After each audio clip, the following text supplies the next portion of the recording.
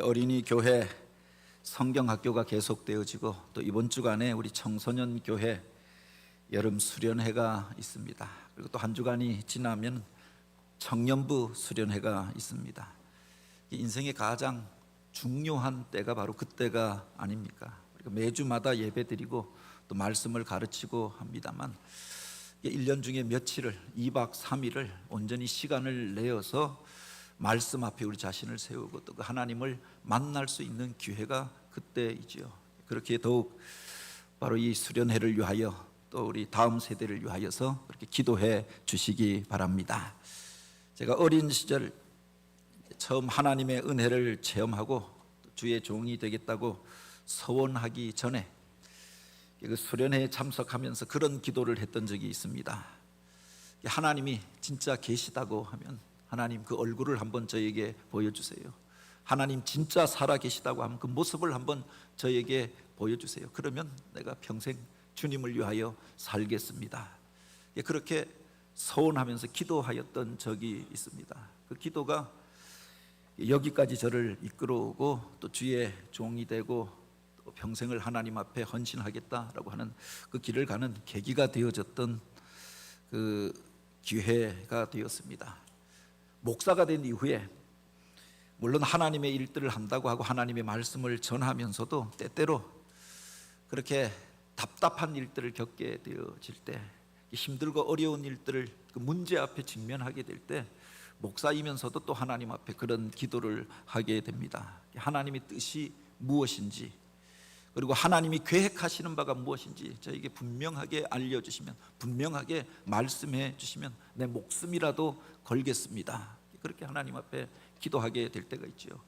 어느 길로 가야 할지, 무엇을 선택해야 할지 답답하니까 주님의 일들을 한다고 하는데 어느 게 주님의 뜻인지 분별할 수 없어서, 그래서 하나님 앞에 하나님의 뜻을 분명하게 알려주시면, 하나님의 음성을 들려주시면 내가 목숨 걸고라도 그 일은 하겠습니다.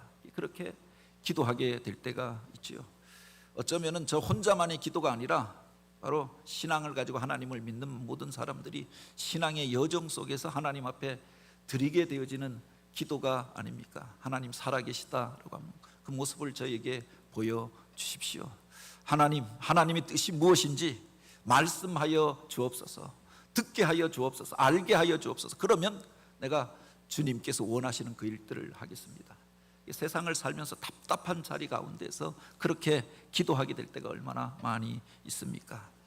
요한복음 14장에 보면 예수님께서 제자들과 함께 최후의 만찬을 드시면서 이제 당신이 당하실 고난에 대하여 이야기하십니다. 예수님 따라가면 새로운 세상이 열릴 것이다, 기대감을 가지고 모든 것 버려두고 주님을 따라 나섰습니다. 그런데 주님께서 예루살렘에 올라오셔서 자기들의 기대와 다른 행동을 하십니다. 그리고 그들에게 떡을 떼어주시면서 당신이 이제 죽게 될 것을, 십자가를 지게 될 것을 이야기하시는 겁니다. 그러니까 제자들이 근심하고 걱정하잖아요.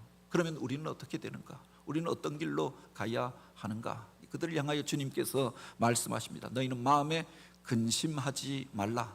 하나님을 믿으니 또 나를 믿으라. 믿음에 대하여 이야기하시고 바로 천국에 대한 소망을 그들에게 심어 주십니다. 그때 그 답답함으로 도마가 그렇게 이야기하죠. 그 길이 어느 길인지 우리가 알지 못하는데 바로 주님께서 그렇게 믿으라고만 말씀하십니까? 그에게 주님께서 주셨던 말씀이 바로 내가 곧 길이요 진리요 생명이니 나로 말미암지 않고는 아버지께로 올 자가 없느니라. 더욱 알 수 없는 말씀을 주셨던 겁니다. 그 옆에 있던 빌립이 그때 또 이런 이야기를 하잖아요. 주님, 살아계신 그 하나님의 모습을 우리에게 한 번만 보여주시면 내가 여한이 없겠습니다. 주님이 원하시는 길을, 또 하나님 나라의 길을 걸으라 라고 이야기했는데 그 하나님을 내가 한 번만 보면은, 그러면 내가 평생 주님을 위하여 내 삶을 드리겠습니다 라고 고백합니다. 그 질문에 대하여 주님께서 무엇라고 이야기하셨습니까? 우리가 세상을 살면서 바로 많은 것들을 하나님 앞에 내어놓고 기도하게 될 때가 있습니다. 물론 살다 보면은 물질이 필요해서 하나님 우리에게 그런 물질을, 그런 재산을, 그런 돈을 주십시오라고 이야기하고 인간의 관계로 인하여 갈등하게 되면서 이 문제를 해결해 주십시오, 또 그렇게 기도하게 될 때도 있지요. 육신의 질병으로 인하여 고통당하면서 그래서 이 병을 고쳐달라라고 기도할 때도 있습니다. 내 문제만이 아니라 우리 가정의 문제를 놓고, 사업의 문제를 놓고 기도할 때도 있고, 내 자녀들의 진로를 놓고 기도할 때도 있습니다. 그런데 그 모든 기도보다 근원적인 기도가 있지요. 살아계신 하나님을 만나기를 원하는 소원이 있다라고 하는 겁니다. 그 하나님이 살아계시다라고 하는 확신이 있으면 내가 그분에게 내 인생의 길을 걸겠는데 이게 불확실한 겁니다. 그래서 갈등하게 될 때가 얼마나 많이 있습니까? 아니, 하나님이 살아계심을 내가 확신하지만 하나님이 원하시는 바가 무엇인지 내가 온전히 알 수 없기 때문에 하나님 말씀해 주십시오. 하나님께서 원하시는 바가, 하나님이 계획하시는 바가 어디에 있습니까? 이것을 묻게 될 때가 있다라고 하는 겁니다. 다른 어떤 기도보다 어쩌면 이게 보다 근원적인 기도이고 보다 궁극적인 우리 신앙의 문제가 아닙니까? 살아계신 하나님을 만나고 하나님의 뜻을 분별하는 것, 우리 신앙인에게 가장 중요한 문제이면서 또 하나님 앞에 드리게 되어지는 기도의 제목이기도 하지요. 어떻게 우리가 그 살아계신 하나님을 만날 수 있을까요? 하나님의 영광을 우리의 삶의 자리 가운데서 어떻게 체험할 수 있습니까? 하나님의 뜻을 어떻게 우리가 분별할 수 있겠습니까? 오늘 우리가 읽은 이사야서 이 6장 말씀은 이사야라고 하는 선지자가 구약 여러 선지자 가운데에서도 가장 많은 예언의 말씀을 남기고 오실 메시아에 대한 분명한 예언들을 남겨놓았던 사람, 그리고 구약 신학의 집대성이라고 이야기할 수 있는 책이 이사야서입니다. 그 이사야가 하나님을 처음 만나고 자신을 향한 하나님의 소명을 발견하게 된 이야기를 바로 이사야 6장은 기록하여 놓고 있습니다. 그가 어떻게 하나님을 만나게 되어졌는가? 언제 하나님을 만날 수 있었는가? 그 첫 구절에 보면 이렇게 기록하고 있습니다. 우시야 왕이 죽던 해에 내가 본즉이라고 이야기했습니다. 왜 굳이 그가 하나님을 만난 때, 그리고 하나님의 은혜를 체험하고 그 사명을 받은 때에 대하여 이야기하면서 우시야 왕의 이름을 기록하여 놓고 그가 죽던 해에 대하여서 기록하게 되어졌는가? 바로 이 우시야 왕이라고 하는 이가 이스라엘로 보면은 여러 가지 양면성을 가진 왕이었습니다.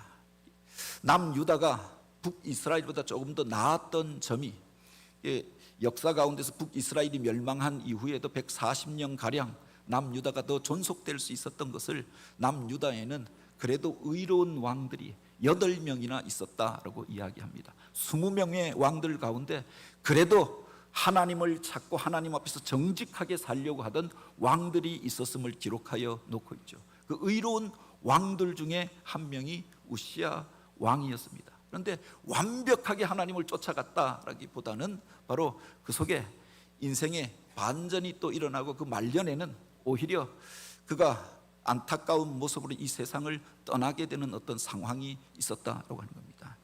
솔로몬 왕 이후에 이 유다 왕국의 영광의 시대를 재현할 왕으로 사람들에게 기대를 받았던 이가 우시야 왕이었습니다. 16살에 왕이 되어져서 52년 동안 유다를 다스리게 되어집니다. 그래서 여러 가지 개혁 정책들을 하고 그 나라가 부국 강병의 길로 갔던 왕이었고, 또 여러 가지를 개혁하였던 개혁 군주였습니다. 많은 사람들이 그에게 기대를 갖게 되어지죠. 그런데 그가 노년에, 말년에 교만한 마음을 품게 되어집니다. 52년 동안 나라를 다스리다 보면 그 처음 마음들, 그 초심을 잃어버릴 수 있잖아요.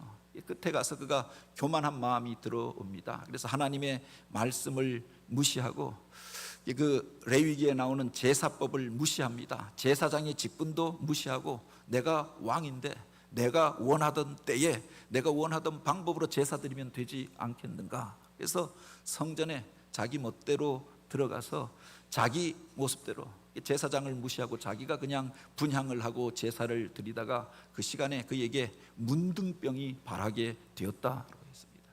이 구약 시대의 문둥병, 나병이라고 하면은 하나님의 진노의 심판처럼 받아들여졌는데, 의로운 왕이라 일컬어지던 이가 제사 드리다가 바로 문둥병이 발하여서 더 이상 국가를 다스리고 정사를 돌보지 못하게 되어졌던 겁니다. 그래서 왕궁에 머물러 살지 못하고 별궁에 가서 그렇게 비참한 노년을 보내게 되어졌던 거죠. 그가 병든 이후에도 백성들은 기대감을 가졌습니다. 그가 회복되어져서 돌아올 것이다. 이전에 건강한 모습으로, 총명하던 그 모습으로 돌아와서 다시금 그 개혁 정책을 힘있게 추진할 것이다 라고 생각했는데, 얼마 가지 못하여서 그가 비참한 모습으로 죽었다라고 하는 소식이 들려오게 되어졌던 겁니다. 이것으로 인하여 낙심하게 되어졌던 이사야가 성전을 향하여 오르게 되었다라고 하는 겁니다. 세계사적으로 보면 세계사가 급변하던 시대였습니다. 바로 그 남북이 갈라져서 경쟁하는 가운데 북쪽에서는 북한의 그 정권이, 북이스라엘의 정권이 무너질 위기 가운데 있었던 겁니다. 그 말년에 오면은 예후 왕조가 무너지고 4번에 걸쳐서 혁명이, 쿠데타가 계속하여서 일어납니다. 그러다가 이제 바로 북이스라엘이 멸망하기 직전에 우시아가 죽게 되어졌던 겁니다. 어쩌면은 남유다와 북이스라엘이 새롭게 통일되어지고 하나가 될 수 있는 기회였습니다. 그런데 그것을 추진하던 왕이 죽게 되었던 겁니다. 그 와중에 북쪽으로부터 아시리아라고 하는 제국이 일어나서 온 이스라엘을 다 집어삼키려고 중근동을 향하여 바로 정복 전쟁을 시작하였습니다. 남쪽에는 애굽이 호시탐탐 그 땅을 노리고 있습니다. 동방에는 바빌론이라고 하는 나라가 신흥 왕국이 일어나서 세계사가 격동의 현장이 되어졌다고 하는 겁니다. 이 민족이 어디로 가야 하는가? 나라가 흔들리던 그 순간에 바로 의지하던, 분명한 비전을 가지고 나라를 이끌어 가던 개혁군주였던 우시아 왕이 죽게 되었다고 하는 겁니다. 이사야 개인적으로 보면은 이 우시아 왕과 이사야가 바로 사촌지간이었다라고 이야기합니다. 그래서 여러 선지자 가운데서도 가장 많이 배운 사람이었고 가장 신분이 높았던 사람이 이사야였습니다. 개인적으로 보면 사촌 형이었던 겁니다. 어려운 일들이 있을 때마다 가서 의탁하고 상담하고 또 조언을 듣고, 그래서 그 시대에 그가 평안하게 세상에 이른바 권력의 실세로 측근으로 살았던 사람인데, 그가 의지하던 그 왕이 어느 날 죽게 되어졌다라고 하는 겁니다. 이제 내가 누구를 믿고 의지하고 살아가야 하는가? 그야말로 끈이 떨어진 연처럼 떠돌게 되어진 상황입니다. 개인적인 어려움만이 아닙니다. 이 국가가 위기 가운데 처하였다라고 생각하였는데, 바로 그들 가운데서 미래에 대한 전망을 찾을 수 없는 상황이었던 거죠. 그 위기 가운데 그가 하나님 앞에 나왔다가 살아계신 하나님을 만나게 되었다고 합니다. 오늘 우리가 하나님을 만나고 하나님의 은혜를 체험할 때를 보면 언제인가?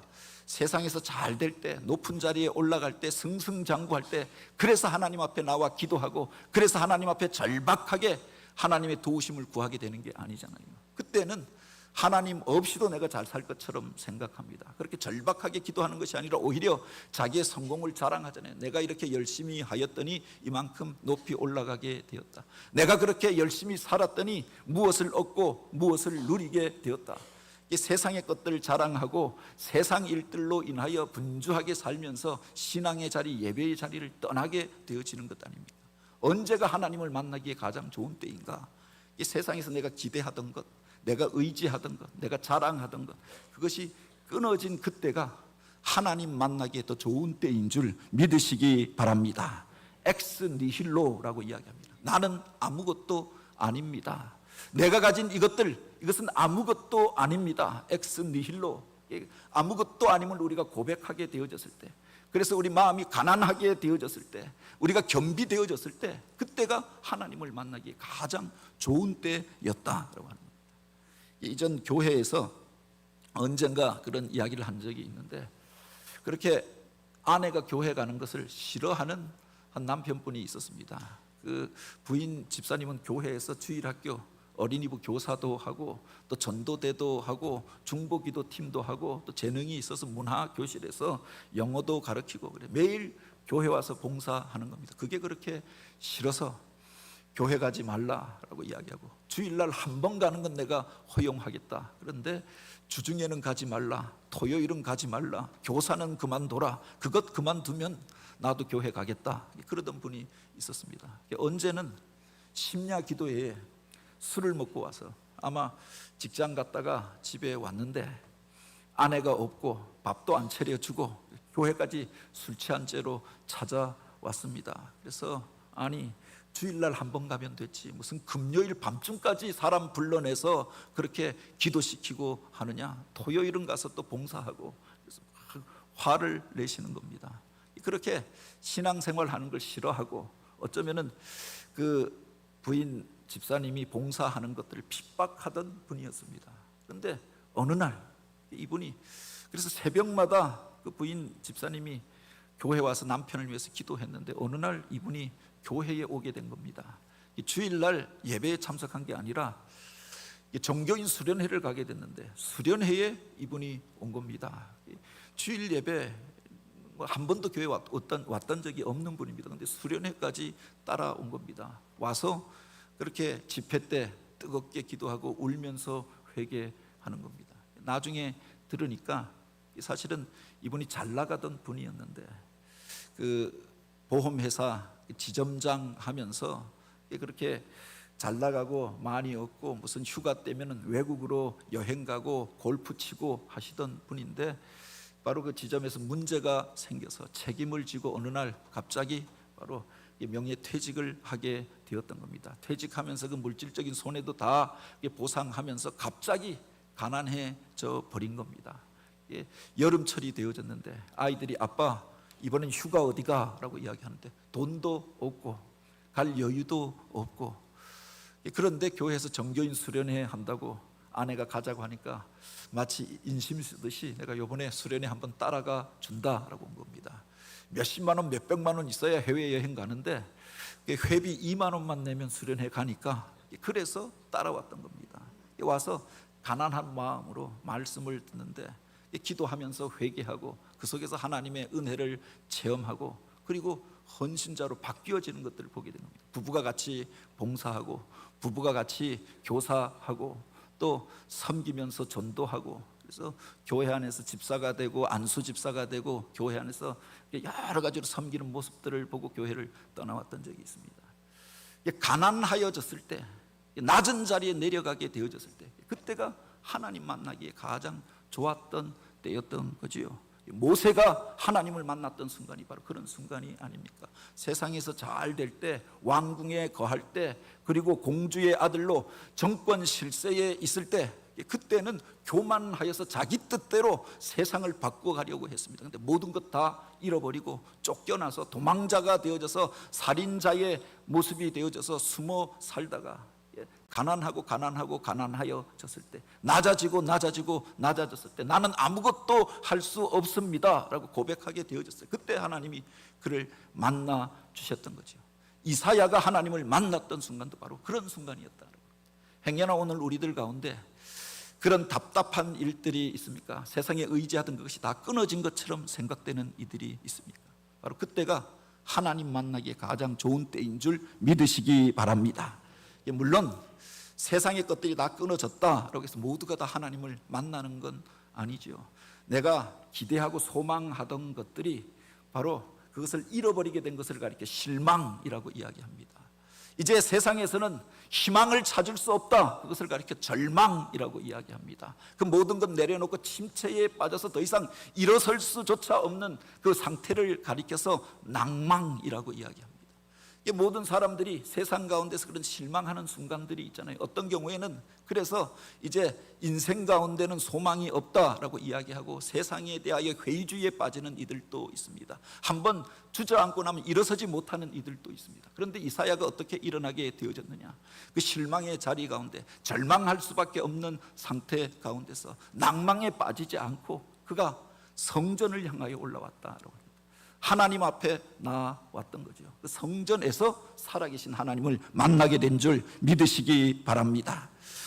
그 이전에도 물론 이사야가 성전에 올랐던 적이 있을 것입니다. 예루살렘에 살았고 가까운 곳에 성전이 있었고 그래도 하나님을 알고 믿는 사람이었으니까 예배 드리러 오고 제사 드리러도 왔겠지요. 근데 그전에는 살아계신 하나님을 체험한 적이 없었다. 하나님의 영광을 체험한 적이 없었던 겁니다. 어떻게 그가 그 성전에서 하나님을 만나게 되어졌느냐? 가난한 심령으로 이제 하나님 앞에 내 자랑, 내가 의지하던 것 모두 내려놓고 하나님만 바라보고 나왔던 것 아닙니까? 하나님 앞에 겸비되어져서 세상의 자랑들 다 내려놓고 그렇게 하나님 앞에 서게 되어졌을 때 그곳에서 임재하시는 하나님의 은혜를 체험하게 된 줄 믿으시기 바랍니다.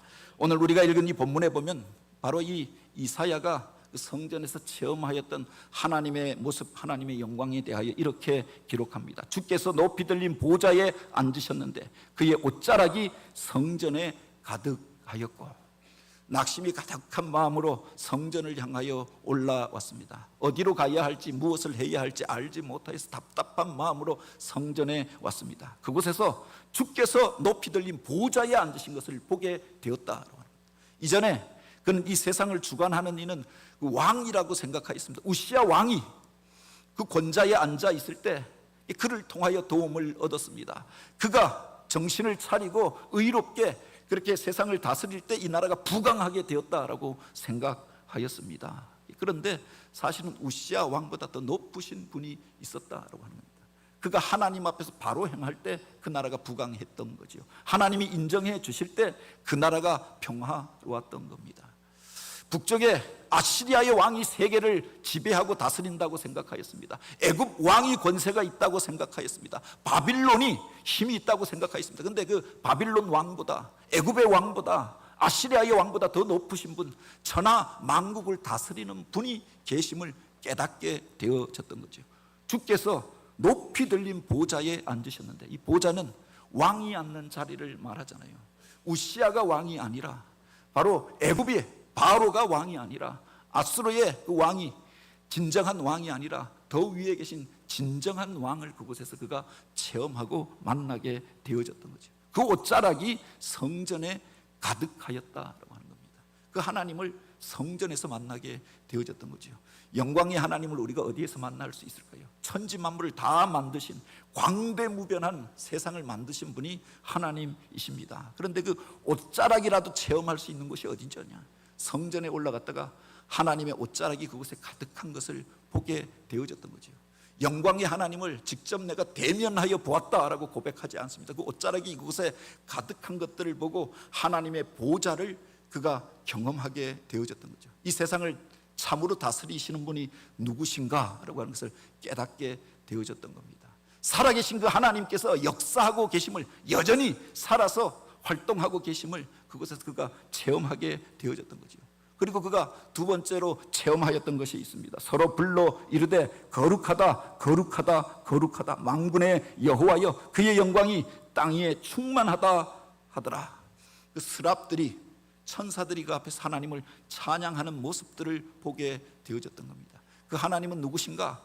찬양 받으시기에 합당하신 분이었고 그 하나님은 천지 만물을 다스릴 뿐만 아니라 거룩하신 하나님이다라고 하는 것을 깨닫게 되어졌던 거죠. 세상에 살면서 우리가 많은 노래를 부릅니다. 좋은 것들이 있으면 기분이 좋아서 노래를 부릅니다. 힘든 일들이 있으면 힘들어서 위로함을 얻기 위하여 노래를 듣고 또 부르기도 합니다. 그런데 우리가 참으로 불러야 할 노래가 무엇인가?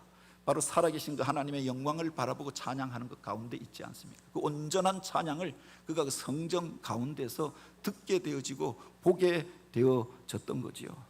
바로 그 하나님은 거룩하신 하나님이었다라고 하는 겁니다. 오늘 우리가 하나님의 일들을 행하고 나는 아무 문제가 없다고 생각하였습니다. 그런데 그 거룩하신 하나님을 직면하고 나니까 내 속에 숨겨졌던 죄악이 드러나는 것들을 경험하게 되었던 거죠. 모세가 처음 하나님을 만날 때 하나님께서 그에게 주셨던 말씀이 바로 그것이 아닙니까? 내가 선 곳은 거룩한 곳이니 내 발에서 신을 벗으라. 거룩하신 하나님을 만난 이후에 그의 삶이 바뀌어지게 되어졌던 겁니다. 자기가 서 있었던 문지방의 터가 요동하는 것들을 경험합니다. 그 모든 것들이, 자랑하던 것들이 재와 같이, 연기와 같이 그렇게 흩어져 버리는 것들을 경험하게 되어졌던 거죠. 하나님 앞에 서게 되어졌을 때 바로 우리 인생의 참된 의미를 깨닫게 되어지고, 오늘 우리가 누구이며 어디서부터 왔고 무엇을 하는 존재이고 내가 의지하던 것들이 무엇인가 라고 하는 것을 비로소 그가 깨닫게 되었다라고 하는 겁니다. 그 뒤에 보면 그가 그렇게 고백하잖아요. 그때 내가 말하되 화로다 나여 망하게 되었도다. 나는 입술이 부정한 사람이요 나는 입술이 부정한 백성 중에 거주하면서 만군의 여호와이신 왕을 배웠음이라. 이 진정한 왕을 그곳에서 처음으로 뵙게 되어졌던 거죠. 우시아가 왕이라고 생각하였던데 만군의 여호와를 바로 성전에 나왔다가 뵙게 되어졌던 겁니다. 가난한 마음으로 답답한 마음으로 나왔다. 바로 그 모든 것들을 다스리시는 하나님을 만나게 되어집니다. 영광의 찬양을 듣게 되어집니다. 그 앞에서 자기 속에 숨겨져 있었던 죄악이 폭로되어지는 것들을 경험하면서 바로 이 고백을 하게 되어졌던 거죠. 평상시에 아무 문제가 없다고 생각했습니다. 평균적으로 사람 바라보면 내가 그 사람보다는 낫다라고 이야기합니다. 그 중에서 조금 더 나은 사람, 그 사람과 가까운 것들을 자랑하고 내가 가진 그것들을 또 자랑하게 되어지는 것 아닙니까? 그런데 우리가 강력한 빛 가운데 그 위대하신 그분 앞에 서게 되어졌을 때 내 인생의 문제들이 폭로되어지는 것들을 경험하게 되어지는 거죠. 그렇게 캄캄한 지하실에 아무 문제가 없고 사물 정도 구분할 수 있는 정도만 되어지면 그렇게 그곳에 들어가서 거할 수 있다라고 생각합니다. 그런데 그곳에 그 커튼이 쳐져버리고 밝은 빛이 비추어지게 되어지면 그곳에 자욱한 먼지들을 보게 되어지잖아요. 깨끗하다라고 생각했는데, 아무 문제가 없다라고 생각했는데 먼지가 자욱한 것들을 보게 되어지는 겁니다. 캄캄한 어둠 속에 숨겨져 있었던 더러운 것들이 폭로되어지는 것들을 경험하게 되어지는 거죠. 그 이전까지 나는 아무 문제가 없다고 생각했습니다. 세상이 문제다라고 생각했습니다. 그런데 바로 그 하나님 앞에 서게 되어졌을 때 자기 안에 있었던 죄악된 것들을 그가 깨닫게 되었던 것 아닙니까? 화로다 나여 망하게 되었도다. 나는 입술이 부정한 사람이요 입술이 부정한 백성 중에 거하면서 만군의 여호와이신 왕을 배웠습니다. 자기는 나름대로 많이 배운 사람이고 똑똑한 사람이라고 생각했습니다. 그래서 하나님의 일들에 대하여 판단하고 세상 가운데 어떤 사람들에 대하여 바로 그들을 정죄하고 심판하는 자리에 섰습니다. 그런데 이것이 얼마나 악한 것인가라고 하는 것을 깨닫게 되어졌던 거죠. 나는 입술이 부정한 백성이요 하나님의 뜻을 깨닫지 못한 채로 하나님의 말씀을 전하고 가르쳤던 것들, 어떤 일들에 대하여 판단하고 정죄하였던 것들, 이것을 깨닫고 하나님 앞에 통회하면서 회개하게 되었다고 하는 겁니다. 하나님 앞에 서게 될 때 오늘 우리가 이런 경험들을 하게 되잖아요. 그 이전까지는 아무 문제가 없다고 생각했습니다. 잘 살고 있다고 생각했습니다. 평균적으로 낫다고 생각했습니다. 그런데 하나님 앞에 서게 될 때 먼저 경험하게 되어지는 것이 내 속에 죄악들이 폭로되어지는 것들을 경험하게 되는 겁니다. 그래서 회개하게 되었던 것 아닙니까? 화로다 나여 망하게 되었다. 애통하며 탄식하게 되어졌을 때 하나님의 치유를 그가 경험하게 되어졌던 거죠. 스랍 중에 하나가 바로 그 숯불을 가지고 와서 그의 입술을 지지는 놀라운 영적인 체험을 하게 됩니다. 내 죄가 사하여졌느니라. 깨끗함을 얻고 이제 그가 새로운 말들을 하는 사람이 되어지고 새로운 일들을 하는 사람이 되었다라고 하는 겁니다. 어떤 사람이 깨끗함을 얻고 어떤 사람이 하나님 앞에 쓰임 받느냐? 바로 이렇게 회개한 자들을 통하여서 그 죄로부터 정결함을 얻은 그 사람들을 통해서 하나님께서 당신의 일들을 행하는 줄 믿으시기 바랍니다. 종교개혁자 요한 칼빈이 인간이 가져야 할 가장 중요한 두 가지 지식이 있다라고 했습니다. 그 하나가 하나님에 대한 지식입니다. 내가 어디서부터 왔고 우리를 만드신 분이 누구시고 역사를 주관하시는 분이 누구신가, 그 하나님에 대하여 아는 지식이 첫 번째 지식이고, 두 번째 지식이 나 자신에 대한 지식이다라고 했습니다. 내가 누구이고 내가 어디서부터 왔는가, 무엇을 하며 살아야 하는가. 인간이 가져야 할 가장 중요한 지식이 이 두 가지다라고 합니다. 세상이 무엇으로 만들어졌고 이 역사가 어떻게 가고 있고 누가 무엇을 하였고, 이 지식보다 더 중요한 것이 하나님을 향한 지식, 그리고 나를 향한 지식이다라고 합니다. 바로 나를 향한 지식도 어디서부터 시작되어지느냐? 하나님을 향한 지식으로부터 비롯되어지는 거죠. 나를 만드신 분 안에 나를 향한 계획이 담겨져 있는 것 아닙니까? 나는 잘 살고 있다라고 생각했는데 그 하나님 앞에 나를 세워놓고 보니까 하나님 앞에서 점검받게 되어지는 거죠. 그 빛 가운데서 사도 바울이 그래서 거꾸로 지면서 자기의 죄됨을 고백하게 되어졌던 것 아닙니까? 그 하나님 앞에 서는 경험을 통하여서 우리가 점검받을 뿐만 아니라 새로움을 덧입게 되길 원합니다. 그 다음에 그가 이제 하나님의 음성을 깨닫고 하나님의 계획하신 바를 깨닫고 그 사명 가운데 쓰임받게 되어졌던 거죠. 내가 누구를 보내며 누가 우리를 위하여 갈까? 이 세상을 향하여 하나님의 뜻을 떠나서 멸망을 향하여 치달아가는 바로 이스라엘 백성들을 향한 하나님의 안타까운 마음을 깨닫고 내가 여기 있나이다, 나를 보내소서 그가 결단하게 되어졌던 것 아닙니까? 이 역사와 민족을 향한 하나님의 계획하심을 깨닫고 이제 세상 가운데 나가서 그 말씀을 전하는 자가 되었다고 합니다. 우리가 어떤 일들을 하기 전에 먼저 있어야 할 체험이 바로 이것이 아닙니까? 무엇이라고 어떤 일들에 대하여 판단하기 전에 바로 하나님께서 나를 어떻게 보시는가, 그 거룩하신 하나님 앞에서 온전치 못한 우리들의 문제를 깨닫고 고백하고 결단함으로 우리가 다시 한번 하나님 앞에 쓰임받게 되길 원합니다. 일제 강점기에 많은 선각자들이 낙심하고 변절하던 시대의 한 청년이 안창호 선생을 찾아가서 그렇게 울분을 토하였던 적이 있다라고 합니다. 이전에도 그 이야기를 한 적이 있는데요.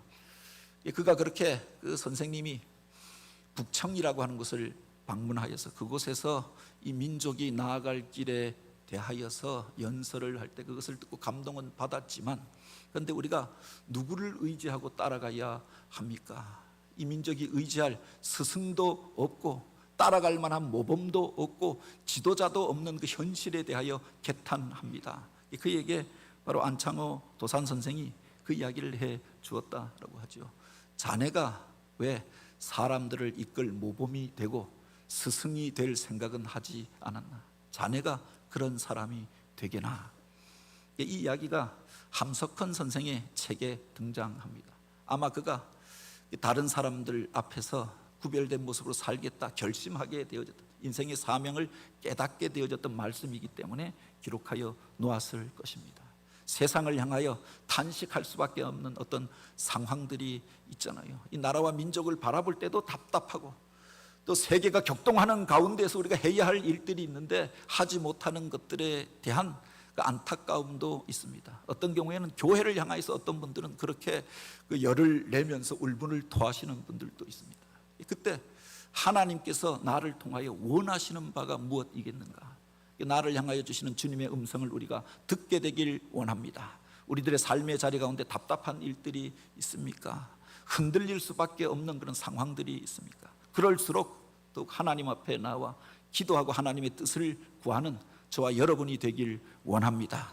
힘들고 어려울수록, 그래서 세상을 향하여 전락하고 낭망하고 실망하는 자가 아니라 그럴수록 주의 전을 향하여 예배의 자리를 향하여 기도의 자리에 나와서 같이 기도하면서 살아계신 하나님을 체험하고 하나님의 음성을 듣고 우리 안에 온전치 못한 것들을 주님 앞에 내어놓고 회개함으로 하나님의 만지심과 고치심을 체험하고 회복되어져 일어나 함께하여서 주님의 일들을 행하는 교회, 믿음의 지체들, 주님의 교회가 되어지길 주님의 이름으로 축복합니다. 같이 기도드립니다. 오 하나님,